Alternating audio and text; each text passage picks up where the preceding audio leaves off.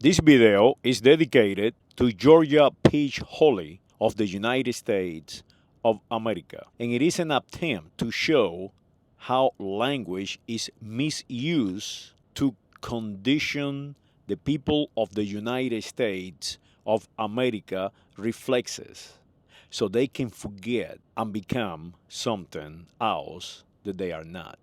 Hola, habla español? Today on Travel with Rick Steves, Julie Barlow and Jean-Benoit Nadeau explain how the Spanish language rose to global prominence, starting with King Ferdinand. This is a king who set out to make Spanish into something worthwhile to use. The authors of The Story of Spanish help us see the influence of Spain on who we are today in North America.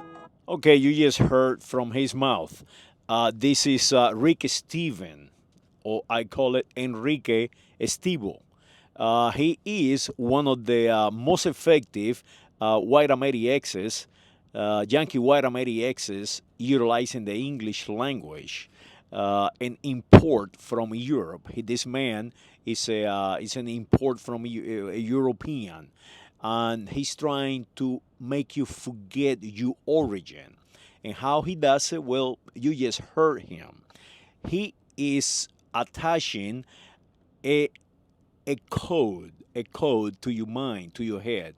And the code is Ferdinand, the code is Spanish, and the code is North America. North America. Let's rearrange his code and give you reality. And that is what I am doing right now. I am reconditioning your mind. What is Spanish? Well, Spanish is an attempt by the Visigothic people to unite the tribes in the Iberia Peninsula after they destroyed Rome and became Visigothic kingdoms. They needed unity, a language, what we call a lengua franca. So they utilized the language named Castellano, a Visigothic, native, Iberian, Romanic language. Now remember, the Ferdinand was not from the kingdom of Castile. Isabella de Trastamara was. So why they attach the Spanish sound to Ferdinand? Because they want you to forget the origin of the Iberian people, of the kingdom of Spain. And the origin is Isabel de Trastamara, queen, a Visigothic queen. And her language is the one that they utilize. Now, he's saying that is molding North America. Molding North America. And that is a code. North America does not exist. North America is a geographical name, and it begins in the northern hemisphere of planet Earth, an imaginary line that we utilize to navigate, to get around the Earth, and we call that latitude zero. Latitude zero north, latitude zero south. It divides our planet in an imaginary two half. And North America starts at latitude zero, what today we call Ecuador. So let me rectify that, what he say. The language that we speak today, the second largest language on the planet Earth, the Castilian language, was influenced by the union of Castile and Aragon, creating a new world, a new advanced humanity that today we call the Kingdom of Spain. And it is influencing not just North America, from Canada to Ecuador, but it's also influencing from Ecuador to Chile, South America, and is influencing Africa, Asia, the entire planet. It is the second most spoken language on this planet. So let me continue Cowboy culture in the United States was actually created in Spain, in Spanish, by Mexicans. We'll also get advice for enjoying Spain on a first-time visit. A flamenco show is a good place to grasp the influences on Spanish history. It's a mixture, a melting pot of all of these cultures. So the flamenco, it's the summary of all of them. Plus tips for seeing the amazing art collection at the Prado. Goya is the perfect Spanish artist because he caught a time in Spain that was very turbulent. We're discovering the romance of Spain and the Spanish language in the hour ahead. It's Travel with Rick Steves. Well, as you see, he's trying to talk about the flamenco, and he's trying to say the romantic language, and he's trying to say the turbulence, live in the Peninsula Iberica. Basically, he's trying to confuse you, diminishing you. The Peninsula Iberica for 800 years was not romantic in any way, shape, or form. Was Arab. From Asturias, the kingdom of Asturias, where the Visigothic people took refuge. From that point, since the year 476, some say Romans and the Romantic people do not exist. They cease to exist. And now they revive, or they utilize Arabic, and they utilize the natural Iberian languages: Celto, Aragonese, Aranés, Occitanio, Castellano or Visigothic, Basco, and all these languages. So what Rick Steve is saying up here is the Spanish is a romantic language, but it is not. It is a mix of all the tribes, and they utilizing in a specific language, the Castilian language, to communicate among all of them. And who is responsible for that? Is Isabella de Trastamara. Isabella de Trastamara was the one who pushed the Arabs and the Jews out. And to this day, the Semitic Jews or Sephardi Jews and the Arabs, they speak the same we are. And that is what he's calling Andalusia. It does not exist anymore. So let's continue.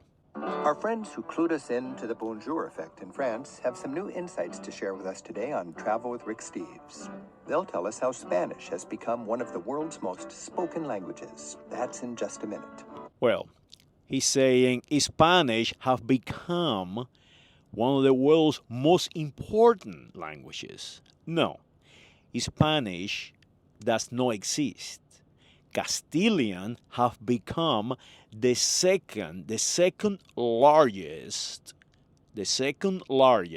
natural born spoken language. There is more people have born into Castellano on the planet than English, French, Dutch, and all the rest of the European language. There is all or African languages. Is only one that is greater than Castilian, and that is Mandarin, that we call that Chinese. Let's continue. Later in the hour, Spanish guides share tips to prepare you for your first trip to Spain and what to look forward to that's going to be different from what you might expect back home. With all the political wrangling in the United States over its immigration policies concerning people from south of the border, the nation's long and intimate relationship with its Spanish-speaking neighbors is often overlooked. In fact, in the United States, we're already one of the top Spanish-speaking countries in the world. So how, in the first place, did a dialect spoken by just a handful of shepherds up in northern Spain eventually become the world's second most spoken language? So this is how he diminished the Castilian language, and you just heard it. With all this rambling, political rambling, looking to the south, or to the people in the south of the United States of America, or Spanish-speaking neighbors, how can they influence us? How can these peasant shepherds from northern Spain can influence us. That is what he's saying. He's trying to diminish us, to diminish the Iberian people. So let me rectify that so you can understand the reality of it. Okay, the neighbors to our south, the United States Mexicanos, created the United States of America. The Puerto Rican created the United States of America. The Cubans created the United States of America. And that is what he wants you to forget. He wants you to forget that we are Spaniards and French. We are not English. We became independent from the colonies, English colonies in the American continent. The people who won our freedom from England was Bernardo Conde de Galvez, Esteban Rodriguez Miro, Núñez, Louis XVI, Carlos III. And today we honor them with their names in our cities. Louisville, Kentucky, Esteban Rodriguez County, Galveston Bay. That is what he wants you to forget. They want you to forget that in Arizona, the Castilian language has been spoken for almost 500 years now. He wants you to forget that those shepherds in northern Spain, in Asturias, fought for your freedom, not just in the American continent. No, they fought for the freedom of this planet completely. From Sparta all the way to Rome, slavery was destroyed. And with the struggle in language, moving around the geography, from war to creating our food, I can say to you, the Iberian people, the Visigothic people from Asturias, they are not shepherds. They are warriors. That is what they are. They conquer our planet. And today, we name the United States of America in their honor. We name the capital of the United States of America, the District of Columbia, in their honor. We are not English. And that is what these people are selling you. They're telling you the Spanish is okay, but not so good. It's a dialect. And my father and your father are just sheep herders. That is how he's diminishing us. So I say, Enrique Estivo, listen, Enrique Estivo, stop diminishing me. Stop calling me Hispanical, calling me Latin, calling me brown, calling my language, the Castilian language, a dialect, where my Castilian language created the conditions necessary for you to be interviewing the Canadians. Analyze the data, Mr. Yankee White X's. Saludos. And I hope this help you understand how languages utilize or misutilized to make you forget your origin. Yes, you are French and you are Spanish and you belong in this country. You are from Africa, you are from Asia, you are from this planet. We all of us belong here. The planet Earth is ours. Saludos.